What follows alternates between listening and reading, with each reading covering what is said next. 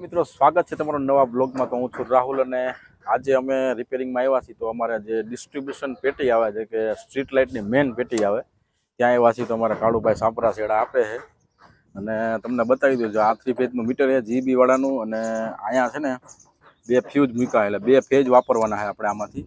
અને આ છે કોન્ટ્રાક્ટર બરાબર અને આ એનું ટાઈમર છે। તો આમાં એવું હોય કે સાંજે 7 સાડા 7 વાગે લાઇટ ચાલુ થાય એટલે અમારા કાળુભાઈને આવવું ન પડે બરાબર છે।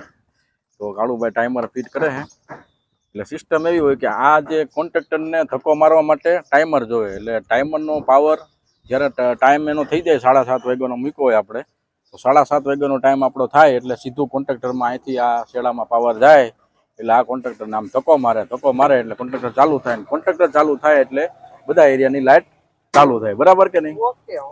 તો એટલે ભાઈ આપણે આ અત્યારે સિસ્ટમ આખી છે આ સિસ્ટમ છે અને આ દરેક એરિયામાં દરેક જગ્યાએ આ સિસ્ટમ હોય છે બરાબર। તો આવી રીતે અમે ફિટિંગ કરી અને અમારા કાળુભાઈ અહીંયા કોન્ટ્રાક્ટર બગડી ગયું છે ધક્કો લાગતો નથી કોન્ટ્રાક્ટરમાં એટલે કોન્ટ્રાક્ટર બદલાવી રહ્યા છે।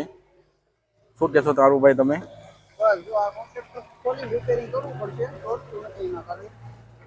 બરાબર